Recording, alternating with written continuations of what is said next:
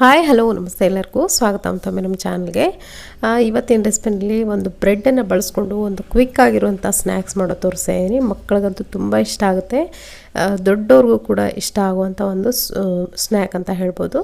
ಬನ್ನಿ ಹಾಗಿದ್ರೆ ಕ್ವಿಕ್ಕಾಗಿ ಇದನ್ನು ಮಾಡೋದು ನೋಡೋಣ. ನಾನಿಲ್ಲಿ ಒಂದು ಮಿಕ್ಸಿಂಗ್ ಬೌಲ್ ತೊಗೊಂಡಿದ್ದೀನಿ.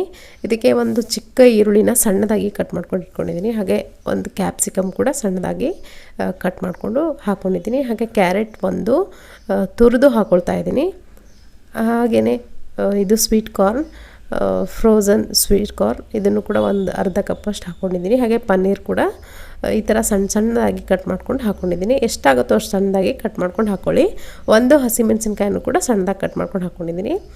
ಇಲ್ಲಿ ನೋಡ್ತಿರ್ಬೋದು ಒಂದು 2-3 ಟೇಬಲ್ ಸ್ಪೂನ್ ಆಗುವಷ್ಟು ಮಯೋನೀಸ್ ಹಾಕ್ಕೊಳ್ತಾ ಇದ್ದೀನಿ. ನೀವು ವೆಜಿಟೇರಿಯನ್ಸ್ ಆದರೆ ವೆಜ್ ಮಯೋನೀಸ್ ಬಳಸಿ, ಅಥವಾ ನಾನ್ ವೆಜಿಟೇರಿಯನ್ಸ್ ಆದರೆ ನಾನ್ ವೆಜ್ ಮಯೋನೀಸ್ ಕೂಡ ಸಿಗುತ್ತೆ, ಅದನ್ನು ಕೂಡ ಹಾಕ್ಕೊಳ್ಬೋದು.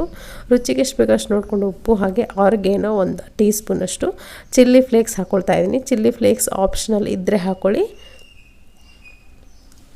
ಕ್ಲೀನಾಗಿ ಒಂದು ಸಾರಿ ಮಿಕ್ಸ್ ಮಾಡ್ಕೊಳ್ಳಿ. ಇದು ಸ್ವಲ್ಪ ಕ್ರೀಮಿ ಅಂತ ಅನಿಸ್ಲಿಲ್ಲ ಅಂದರೆ ನೀವು ಮತ್ತೆ ಸ್ವಲ್ಪ ಮಯೋನೀಸ್ನ ಹಾಕ್ಕೊಳ್ಬೋದು, 1-2 ಸ್ಪೂನ್ ಆಗುವಷ್ಟು. ನನಗಿಷ್ಟು ಸಾಕು ಅಂತ ಅನಿಸುತ್ತೆ. ಸೊ ಇವಾಗ ಇದು ಮಿಕ್ಸ್ಚರ್ ಏನಿದೆ ರೆಡಿಯಾಗಿದೆ. ನಾನಲ್ಲಿ ಒಂದು 4 ಸ್ಲೈಸು ಬ್ರೆಡ್ ತೊಗೊಂಡಿದ್ದೀನಿ.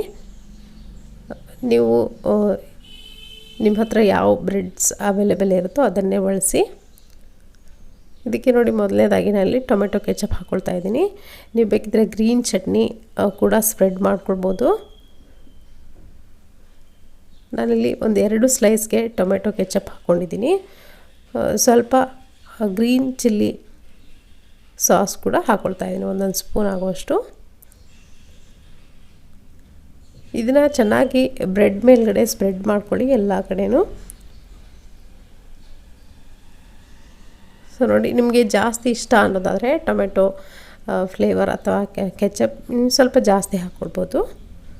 ಈ ಮತ್ತೊಂದು ಸ್ಲೈಸ್ಗೂ ಕೂಡ ಸ್ವಲ್ಪ ಹಾಕ್ಕೊಳ್ತಾ ಇದ್ದೀನಿ, ಸ್ಪ್ರೆಡ್ ಮಾಡ್ಕೊಂಡಿದ್ದೀನಿ. ಇವಾಗ ನಾವು ಮಾಡಿಟ್ಕೊಂಡಂಥ ಮಿಕ್ಸ್ಚರ್ ಏನಿದೆ ಇದನ್ನು ಕೂಡ ಹಾಕ್ಕೊಂಡು ಕ್ಲೀನಾಗಿ ಎಡ್ಜಸ್ವರೆಗೂ ಸ್ಪ್ರೆಡ್ ಮಾಡ್ಕೊಳ್ಳಿ. ಕ್ವಿಕ್ಕಾಗಿ ಆಗುವಂಥ ಒಂದು ಸ್ನ್ಯಾಕ್ಸ್ ಅಂತ ಹೇಳ್ಬೋದು. ತುಂಬ ಇಷ್ಟ ಆಗುತ್ತೆ, ಟೇಸ್ಟಿಯಾಗಿ ಕೂಡ ಇರುತ್ತೆ. ನೀವು ಈ ಸ್ಯಾಂಡ್ವಿಚ್ಗಳನ್ನೆಲ್ಲ ತಿನ್ನೋಕ್ಕೆ ಹೊರಗಡೆ ಹೋಗೋಕ್ಕಿಂತ ಈ ಥರ ಮನೆಯಲ್ಲೇ ಹೆಲ್ದಿಯಾಗಿ ಮಕ್ಕಳಿಗೆ ಮಾಡಿಕೊಡಿ.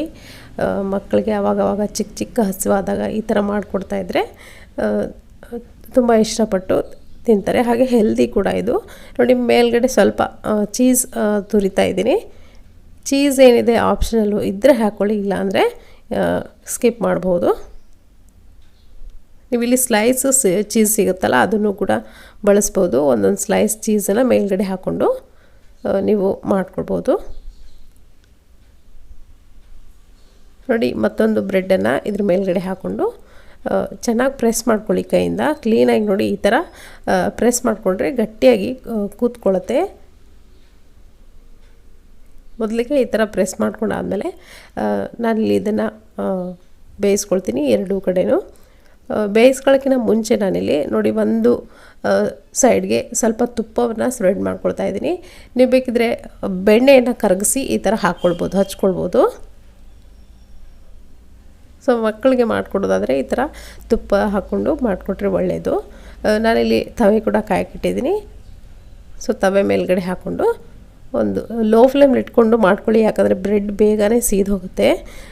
ಹೈ ಫ್ಲೇಮಲ್ಲಿ ಅಥವಾ ಮೀಡಿಯಮ್ನಲ್ಲಿ ಇಟ್ಕೊಂಡ್ರೆ ಬೇಗನೆ ಸೀದು ಒಳಗಡೆ ಎಲ್ಲ ಚೆನ್ನಾಗಿ ಬೇಯೋದಿಲ್ಲ. ಹಾಗೆಯೇ ನಾವು ಹಾಕಿರುವಂಥ ಚೀಸ್ ಏನಿದೆ ಮೆಲ್ಟ್ ಆಗೋದಿಲ್ಲ. ಸೊ ಇನ್ನೊಂದು ಬ್ರೆಡ್ಡನ್ನು ಕೂಡ ಅದೇ ಥರ ಹಾಕ್ಕೊಂಡು ಮೇಲ್ಗಡೆ ಕೂಡ ತುಪ್ಪವನ್ನು ನಾನಿಲ್ಲಿ ಹಾಕ್ಕೊಂಡಿದ್ದೀನಿ. 2 ಕಡೆಯೂ ಸ್ವಲ್ಪ ಗೋಲ್ಡನ್ ಬ್ರೌನ್ ಕಲರ್ ಆಗಬೇಕು, ಅಷ್ಟು ಮಾತ್ರ ನೀವು ಫ್ರೈ ಮಾಡಿದ್ರೆ ಸಾಕಾಗುತ್ತೆ. ಜಾಸ್ತಿ ಫ್ರೈ ಮಾಡಿದ್ರೆ ಈ ಥರ ನೋಡಿ ಕಲರ್ ಚೇಂಜ್ ಆಗಿಬಿಡ್ತದೆ ತಕ್ಷಣವೇ. ಸ್ವಲ್ಪ ಬೇಗನೆ ತಿರುಗಿಸಿ ಹಾಕ್ಕೊಳ್ಳಿ.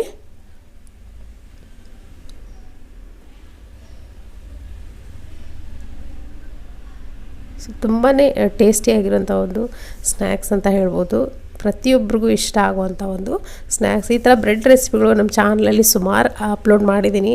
ನೀವು ನೋಡಿಲ್ಲ ಅಂದರೆ ಒಂದ್ಸರಿ ಚೆಕ್ ಮಾಡ್ಕೊಳ್ಳಿ. ಡಿಸ್ಕ್ರಿಪ್ಷನಲ್ಲಿ ಎಲ್ಲ ಬ್ರೆಡ್ ರೆಸಿಪಿಗಳನ್ನು ನಾನು ಲಿಂಕನ್ನು ಕೊಟ್ಟಿರ್ತೀನಿ, ಅಲ್ಲಿಂದ ನೀವು ಚೆಕ್ ಮಾಡ್ಕೊಳ್ಬೋದು.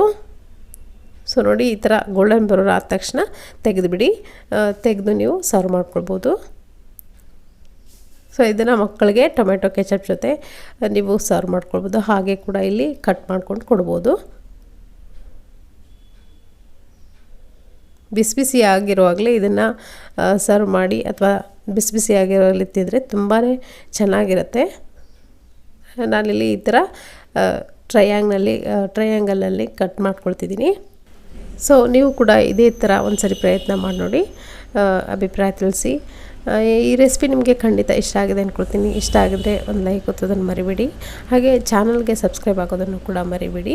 ನಮ್ಮ ಚಾನಲಲ್ಲಿ ಬರೋ ಪ್ರತಿಯೊಂದು ವೀಡಿಯೋಸ್ಗಳು ನಿಮಗೆ ಇಷ್ಟ ಆಗ್ತಿದೆ, ಸ್ವಲ್ಪನಾದರೂ ಕಂಟೆಂಟ್ ಇದೆ ಅಂತ ಅನಿಸಿದ್ರೆ ದಯವಿಟ್ಟು ಒಂದು ಲೈಕ್ ಮಾಡಿ ಮುಂದೆ ಹೋಗಿ, ಹಾಗೆ ಸಬ್ಸ್ಕ್ರೈಬ್ ಮಾಡ್ಕೊಳ್ಳಿ ಚಾನಲ್ಗೆ ಅಂತ ಹೇಳ್ತೀನಿ. Thank you.